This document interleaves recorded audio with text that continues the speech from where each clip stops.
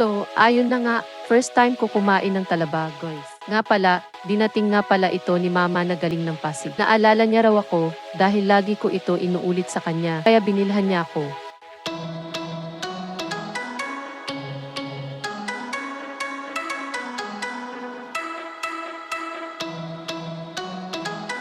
So, kaninang umaga nga pala guys, kumain na ako ng sariwang ganito.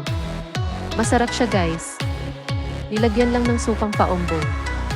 Lasang dagat pa rin naman. Pero dahil sa pumasok ako sa school at hindi na rin naman siya ganoon kasariwa, in-steam lahat ito ni Papa. Kaya ayan, pinapak ko na. Masarap guys.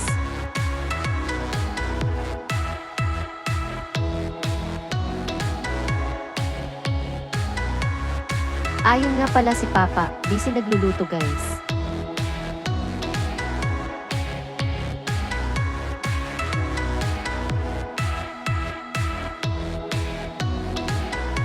Try nyo na rin guys, 101 kilo nga pala ito sa palengke ng Pasig guys.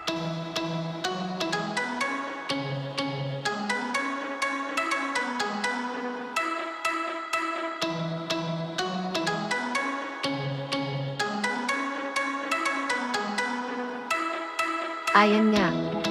Kung makikita nyo, nakikipagdaldalan ako dyan guys. Hindi kasi maubusan ng kwento si mama guys.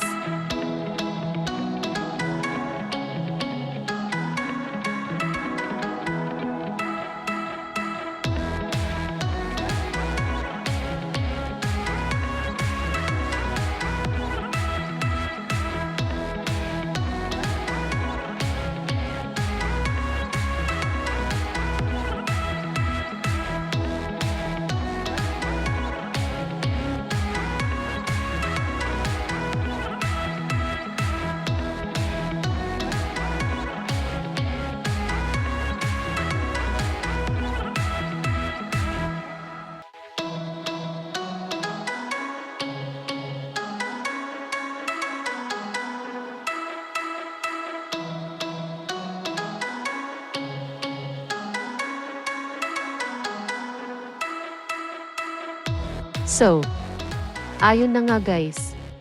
Salamat sa panunood, bye.